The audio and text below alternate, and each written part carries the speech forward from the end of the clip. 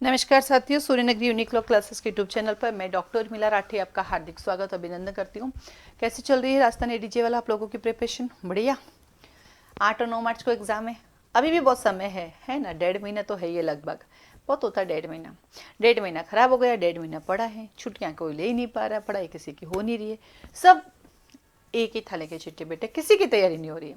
क्योंकि most of इस उम्र में आके या तो हम वकालत कर रहे हैं या पढ़ा रहे हैं या घर में परिवार है, तो दो चीज़ें वो देख रहे हैं, और आधा टाइम तो 19 जनवरी का एपीओ ने ले लिया, तो ऐसे करके चल रहा है। चलिए हम बात करते हैं राजस्थान एडीजे की फोर्थ पेपर की। फोर्थ पेपर में अपने आते हैं लीडिंग जजमेंट। वो लीडिंग जजमेंट वैसे तो कोर्स में लिखा है कि एक हाई कोर्ट का होगा, एक सुप्रीम कोर्ट का होगा, लेकिन पिछली बार वाले में ऐसा नहीं था। उन्होंने अपन को ऑप्शन दिया था एक जजमेंट में, जैसे क्वेश्चन नंबर 9 और 10 था, तो 9 में 2 जजमेंट दिए, कोई एक करना था, 10 में भी 2 जजमेंट दिए, कोई एक करना। तो एक जजमेंट की चर्चा करते हैं आज। हम बात करते हैं state of Punjab and others versus Davinder Singh and others 2024 का है। ये रिलेटेड है किससे? एससी से रिलेटेड है, शेड्यूल कास्ट से रिलेटेड था कि प्रमोशन ना रिजर्वेशन, एससी के रिजर्वेशन की बात करते हैं। इसके अंदर टोटल 7 जजेस थे और ये जो डिसीजन आया 6-1 से आया था। ये जो जजमेंट है 6-1 से आया था बहुमत के आधार पर। इनमें जो एक जना था जिन्होंने इससे परमिशन नहीं दी, मतलब इसके अगेंस्ट जो थे, वो थे जस्टिस बेला एस द्विवेदी जी। उन्होंने इसके अगेंस्ट था, उन्होंने कहा कि नहीं नहीं, आप जो एससी हैं उनको जो है एससी में कैटेगराइज मत कीजिए। देखिए जिस तरह से अपन ने पढ़ा था इंदिरा शाहनी का केस, अगर आप सबको याद होगा, Indira Sawhney versus union of India का केस था, जिसको मंडल कमीशन भी कहते हैं। इंदिरा साहनी के केस में उन्होंने कहा कि अगर ओबीसी में कोई ऐसा है जो जनरल की कैटेगरी कार कर रहा है, यानी फाइनेंशियली, देखो रिजर्वेशन का मतलब क्या है कि आप वीक हैं फाइनेंशियली, बाकी तो किस चीज़ से वीक है, बाकी तो हम सब मनुष्य हैं, इस संसार में सब जी रहे हैं, सबके पास 2 हाथ है 2 पैर है। तो अगर रिजर्वेशन बात हो ना, जब डिसेबल हो, जो स्पेशल पर्सन हो, जिसके पास, जैसे मेरे पास 2 हाथ है, उसके पास एक ही हाथ है, मैं सुन सकती हूँ, वो सुन नहीं सकता, that is a special person, जिसे हम कहते थे डिसेबल पर्सन, ना वो स्पेशल पर्सन।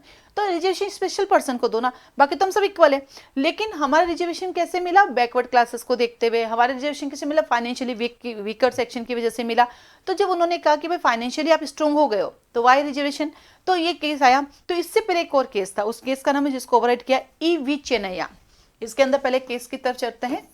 ई V Chinnaiah versus AP Andhra Pradesh versus AP Andhra Pradesh 2005 supreme court.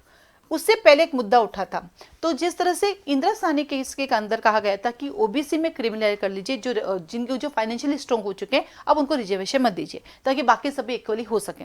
ठीक वैसे ही एक बहुत बड़ी चर्चा के बाद पता चला कि एससी कैटेगरी के अंदर क्या हो रहा है कि एक फैमिली है, उसमें एक आईएएस बन गया, फिर दूसरा आईएएस बन गया, तीसरा आईएएस बन गया, एक जज बन गया, दूसरा जज, मतलब सबकी गवर्नमेंट जॉब लग रही है। तो उस एससी के अंदर एक परिवार में सारे गवर्नमेंट जॉब में, वहीं एससी के दूसरे परिवार के अंदर एक भी नौकरी नहीं मिल पा रही है।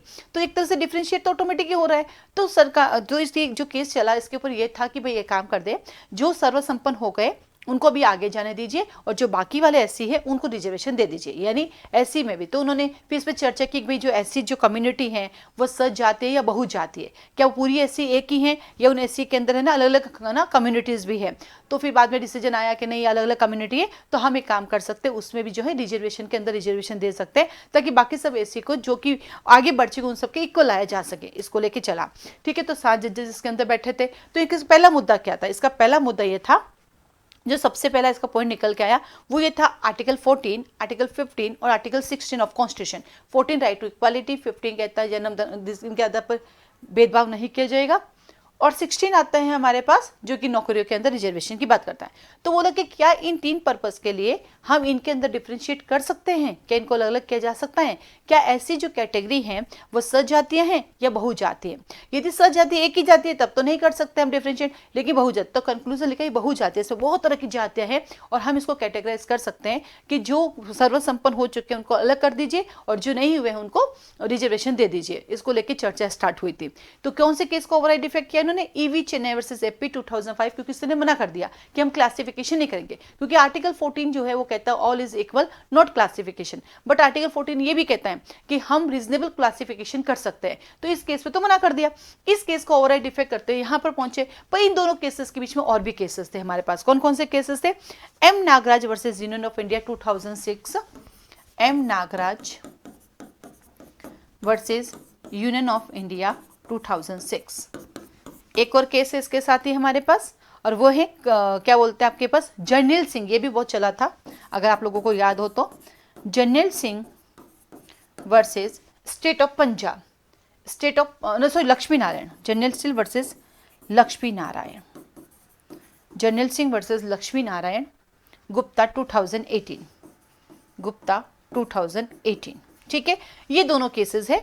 इन्होंने कहा रिजर्वेशन के अंदर प्रमोशन की जब हमारी बात हुई तो रिजर्वेशन में प्रमोशन हुआ तो सीनियरिटी दी गई।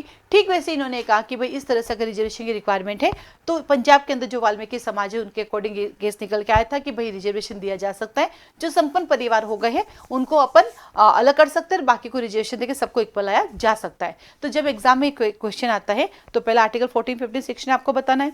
उसके बाद हाँ इनका किया जा सकता है क्योंकि ये सजाते नहीं बहु जाती हैं। ठीक है, और साथ ही साथ सुप्रीम कोर्ट को सजाते समूह के अनुसार एबी चेन्नई के केस को इन्होंने कैंसिल किया। फिर इंदिरा साहनी के केस, जो इंदिरा साहनी जी का जो केस था यूनियन ऑफ इंडिया 1982, उसमें 9 जजेस बैठे थे। ठीक है, और उस 9 जजेस के अकॉर्डिंग क्रिमिनल के जब ओबीसी को आपने क्रिमिनल बनाया है तो एससी में भी ऐसा किया जा सकता है। साथ ही साथ आर्टिकल 341 को भी चर्चा इसमें की गई है। तो जब भी ऐसा क्वेश्चन आए ना आपके पास तो पहले बताना कि इस मुद्दे में क्या क्या पॉइंट आए, फिर उसके बाद कि इसमें क्या क्या कंक्लूजन आया, फिर इसके साथ कौन कौन से केसेस आए। तो जैसे मान लो अगर ये केस आता है तो एग्जाम में अपन को ईवी चेन्नई लिखना है कि उसको ओवरऑल डिफेक्ट क्या, इसके सपोर्ट में Indira Sawhney versus union of India लिखना है, इसके सपोर्ट में M Nagaraj versus union of India लिखना है, जर्नैल सिंह। अगर इस तरह से आप पूरा करते हो तो लगभग 1.5 पेज आपका भर जाएगा। तो 1.5 पेज भर जाता है, फिर थोड़ा सा आर्टिकल 14 के बारे में समझाना है, 15 के बारे में, 16, तो आपको आराम से मार्क्स मिल जाएंगे। ठीक है, तो इस तरह से हम लोगों के जो पेपर नंबर 4 है हम उसको लेके तैयारी करवा रहे हैं, जिसमें हम जजमेंट राइटिंग करवा रहे हैं, हिंदी ऐसे भी करवा रहे हैं, ट्रांसलेशन भी कर रहे हैं, प्रेसिव राइटिंग भी कर रहे हैं, और 2023 और 2024 के और 2022 के जितने भी इंपॉर्टेंट जजमेंट है, जैसे मुझे लगता है ये लीडिंग जजमेंट आ सकता है, उन पर चर्चा करें तो ये 2 in 1 काम आ जाता है। ये लीडिंग जजमेंट के रूप में आ गया, बाकी सब्जेक्ट वैसे तो सब्जेक्ट में काम आ जाता है। इस तरह से हमारी क्लासेस चल रही है, आप उन्हें ज्वाइन कर सकते हैं। इसकी क्लास का टाइम इवनिंग में रहता है 9:30 से 10:30, जो कि टाइम थोड़ा सा फ्लेक्सिबल है, 9 से 10 भी हो सकता है। अभी 9:30 से 10:30 चल रहा है। क्लासेस एडीजे की 3 तरह की क्लासेस चल रही है, ओनली टेस्ट सीरीज चल रही है, क्लासेस प्लस टेस्ट सीरीज भी चल रही है, और पेपर 4 की सेपरेट क्लास भी चल रही है। आप चाहे तो उनको ज्वाइन कर सकते हैं। हमारे पास जजमेंट राइटिंग हिंदी इंग्लिश के तैयार है, आप सेपरेटली जजमेंट ले सकते हैं। जजमेंट पूरा राजस्थान पैटर्न पे हमने तैयार कर रखा है, राजस्थान के अंदर कैसे लिखते हैं, पॉइंट नंबर 1 क्या होगा, 2 क्या होगा, 1 से लगा के 15 पॉइंट तक क्या का कुछ आना चाहिए वो हम बताते हैं, पूरा लिखाते हैं आपको, अपने हाथ से प्रैक्टिस के लिए भी देते हैं, चर्चाएं भी करते रहते हैं। ऐसे हमारी क्लासेस चल रही है राजस्थान एडीजी के लिए, आप उन्हें ज्वाइन कर सकते हैं। आप सबको ऑल द बेस्ट। आज के लिए धन्यवाद।